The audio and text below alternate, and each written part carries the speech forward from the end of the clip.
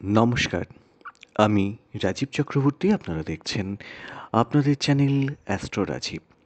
মাসিক যে রাশিফল সেই আলোচনায় চলে এলাম। আজকের আলোচ্য রাশি এবং লগ্নটি হচ্ছে বৃশ্চিক। পুজোর মাস, সবাইকে অনেক অনেক শুভেচ্ছা জানাই, শুভকামনা জানাই। খুব ভালো করে পুজো কাটান, খুব ভালো থাকুন আপনারা। যারা নতুন দেখছেন তাদের বলবো চ্যানেলটি সাবস্ক্রাইব করে নিতে, কারণ প্রত্যেক মুহূর্তের আপডেট পেতে চ্যানেলটি সাবস্ক্রাইব করে নেওয়া প্রয়োজন। অনলাইন চেম্বার যেটা ফোনের মাধ্যমে হয় আপনারা জানেন, আপনারা ফোন করেন, তো তার সেই অনলাইন চেম্বার কিন্তু পুজোতেও খোলা থাকছে। এটা অনেকেই জানতে চাইছিলেন যে অনলাইন চেম্বারটা খোলা থাকবে কি না। হ্যাঁ, খোলা থাকছে। এইবার চলে আসি বৃশ্চিক রাশি এবং বৃশ্চিক লগ্নের ফলে। এটা যেমন বৃশ্চিক রাশির জন্যে মাসিক ফল, যাদের লগ্নটি বৃশ্চিক এই ফল কিন্তু তাদের জন্যেও। বৃশ্চিক রাশির সবচেয়ে গুরুত্বপূর্ণ যে প্ল্যানেট আপনারা জানেন সেটি হচ্ছে মঙ্গল। তারপরে রয়েছে রবি এবং দেবগুরু বৃহস্পতি। মঙ্গল এই মুহূর্তে রয়েছেন আপনাদের অষ্টম ক্ষেত্রে। দেবগুরু বৃহস্পতি তিনি রয়েছেন সপ্তমে, যার সরাসরি সপ্তম দৃষ্টি পড়ছে আপনাদের রাশি তথা লগ্নের উপরে। বৃহস্পতি বক্রী হচ্ছেন, তার বক্র দৃষ্টিও থাকছে আপনাদের রাশির উপরে। রবি স্থানটি কিন্তু রবির ভালো আপনাদের তুলনায়। রবি স্থান ডেফিনেটলি ভালো, কোথায় না একাদশে। কিন্তু মুশকিলটা হলো কি জানেন, রবি না কেতুযুক্ত এবং রাহুদৃষ্ট হয়ে পড়ল। ফলত খুব খারাপ কিছু হয়তো হলো না, কারণ দেবগুরু বৃহস্পতির দৃষ্টি আপনাদের রাশি তথা লগ্নে পড়ল।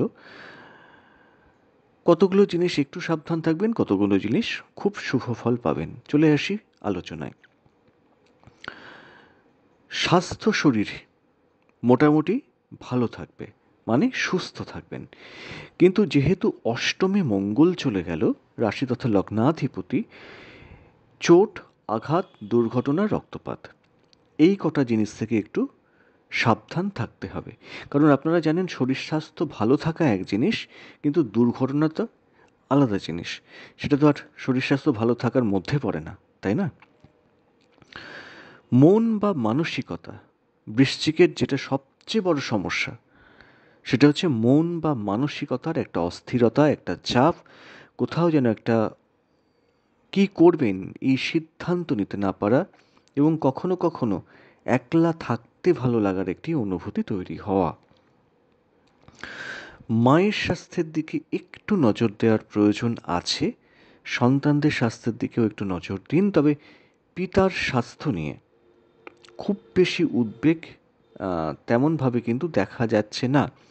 তবে পিতার মধ্যে কিন্তু হঠাৎ কোনো ডিপ্রেশন আসতে পারে, বা কোমর থেকে পায়ের দিকে কোনো চোট আঘাতের একটা সম্ভাবনা, বা কোনো স্কিন রিলেটেড কোনো সমস্যা আসতে পারে।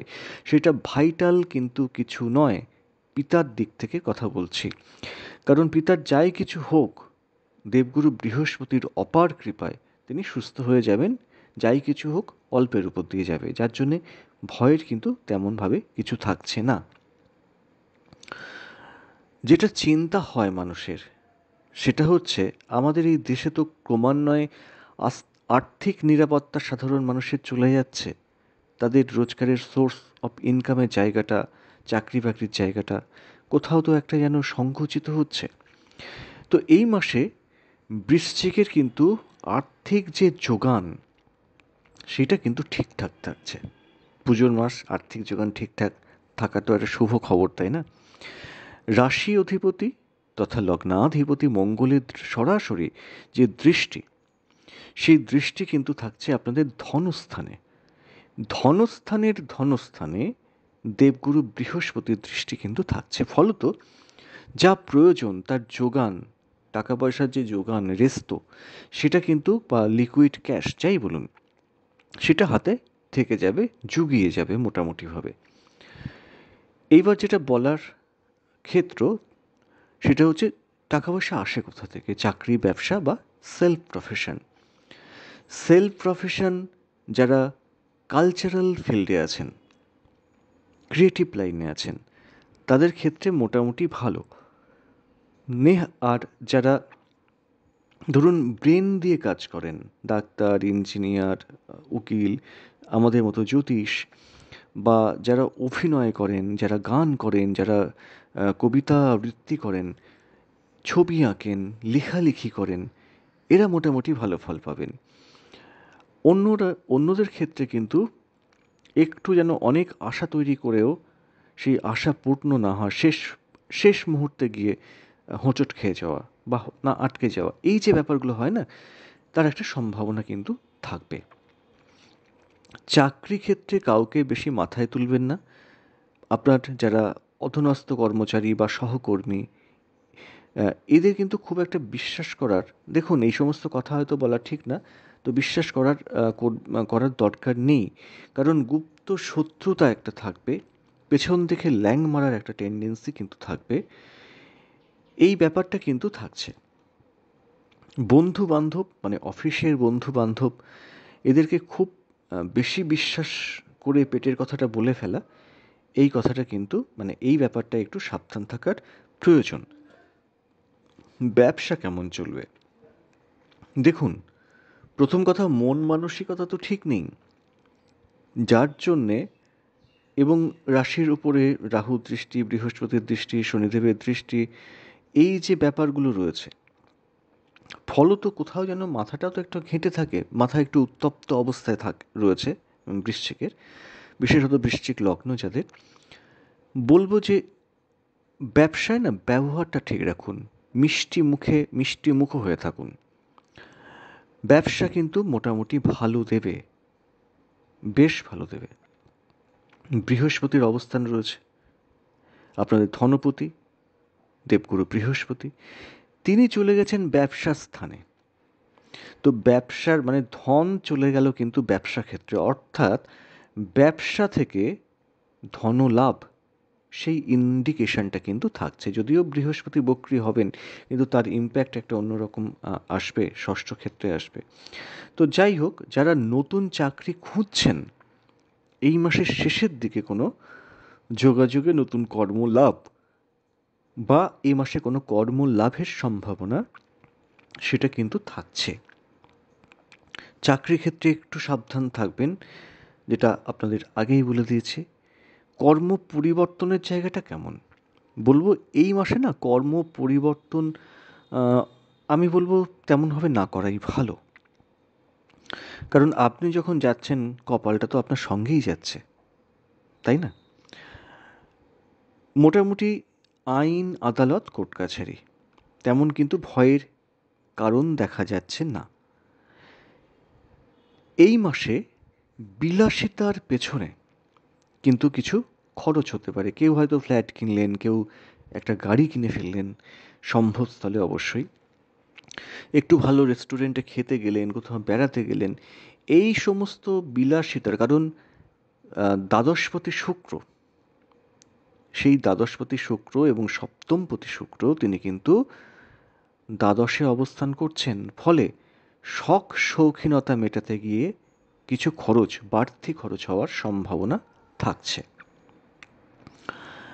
যারা গর্ভবতী মায়েরা আছেন, তাদের অত ভয়ের কোনো কারণ নেই, তাদের ক্ষেত্রটা মোটামুটি ঠিকঠাকই বলা যেতে পারে। যারা কোনো জায়গায় বেড়াতে যাবেন, দেখুন নবম ক্ষেত্রটা, সেখানে কিন্তু রাহু দৃষ্টি পড়ে রয়েছে। তাই সহযাত্রী বলুন, বাইরে গিয়ে অচেনা কারুর ক্ষেত্র বলুন, তাদের ক্ষেত্রে বিশেষভাবে কিন্তু আমি বলবো তাদের ভরসা না করা ভালো। অচেনা লোক, অচেনা ক্ষেত্রে ভরসা না করা ভালো। বা কোথাও যাচ্ছেন, নিজেরা টিকিট কাটবেন, নিজেরা করুন, যা কিছু করবেন, কোনো এজেন্সিকে দিলেন বা ট্রাভেল এজেন্ট যারা আছে, খুব মানে ভেবে চিন্তে দেখে নিয়ে তবে কিন্তু এগোনোর প্রয়োজন আছে। যারা বেড়াতে যাচ্ছেন, তাদের একটা কথা বলবো, জলক্ষেত্র থেকে একটু সাবধান থাকবেন। হ্যাঁ, যে ধরুন গেলেন, গিয়ে কোনো সমুদ্রের ধারে চুপ করে জলে নেমে পড়লেন। তো আমি বলবো এইগুলো না একটু অ্যাভয়েড করার কিন্তু প্রয়োজন থাকছে। এরপর যেটা বলি সেটা হচ্ছে লেখাপড়া। দেখুন, লেখাপড়ার ক্ষেত্র আমরা দেখি নিম্নবিদ্যা চতুর্থ, উচ্চবিদ্যা নবম, গবেষণা অষ্টম এবং পঞ্চম থেকেও, কারণ পঞ্চম আমাদের মেধা জায়গাটা ঘেঁটে রয়েছে। ফলত বিদ্যাক্ষেত্র কিন্তু খুব ভালো দেখাচ্ছে না। তুলনামূলকভাবে যারা গবেষণাধর্মী কাজে আছেন, অত্যন্ত উচ্চবিদ্যার সঙ্গে জড়িয়ে আছেন, সেই জায়গাটা স্টেবল এবং অত্যন্ত বলশালী, বেশ স্টেবল দেখাচ্ছে। কিন্তু নিম্নবিদ্যা উচ্চ মাধ্যমিক পর্যন্ত বা আমি বলবো যে গ্র্যাজুয়েশন বা মাস্টার্সের ফার্স্ট পার্ট, এই জায়গাটা না খুব একটা সুবিধাকর কিন্তু দেখাচ্ছে না। চলে আসি সম্পর্ক ক্ষেত্র। সম্পর্ক ক্ষেত্র বিশেষত বলবো প্রেম যথেষ্টভাবেই কিন্তু ভোগাবে। অনেকের, হ্যাঁ, অনেকে বলবেন যে ছাড়াছাড়ি হয়ে যাবে। যদি ব্যক্তিগত জন্ম ছকে প্রেমের ক্ষেত্রটা খুব ড্যামেজ না হয়ে থাকে বা দশা অন্তর্দশা যদি খুব অন্তরায় না হয়ে থাকে, তাহলে প্রেম কিন্তু তেমনভাবে কাটবে না।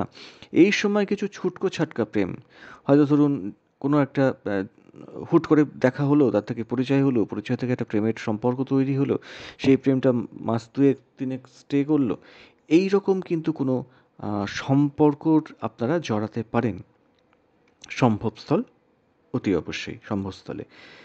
দাম্পত্য ক্ষেত্রটা কিন্তু স্টেবল দেখাচ্ছে, তবে সেক্ষেত্রে আপনাদের একটু ধৈর্য ধরে তাদেরকে সময় দিতে হবে, একটু মেনে নিতে হবে, কিছুটা মানিয়ে নিতে হবে, তাহলে কিন্তু দাম্পত্য ক্ষেত্র বেশ স্টেবল দেখাচ্ছে।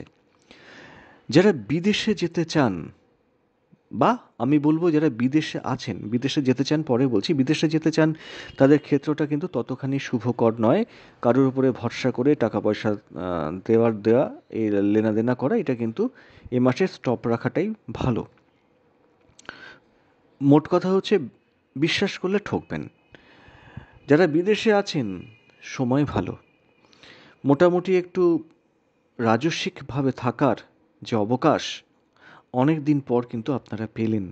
এই মাস মোটামুটিভাবে একটু ভালো থাকার যে অবকাশ, মানসিক শান্তি, মানসিক তৃপ্তি, একটু যেটাকে বলা হয় রাজকীয়ভাবে থাকা, তো সেই অবকাশটা ডেফিনেটলি আপনারা পাবেন। তাহলে কি হলো? প্রথম কথা হচ্ছে রাস্তাঘাটে একটু সাবধান থাকতে হবে।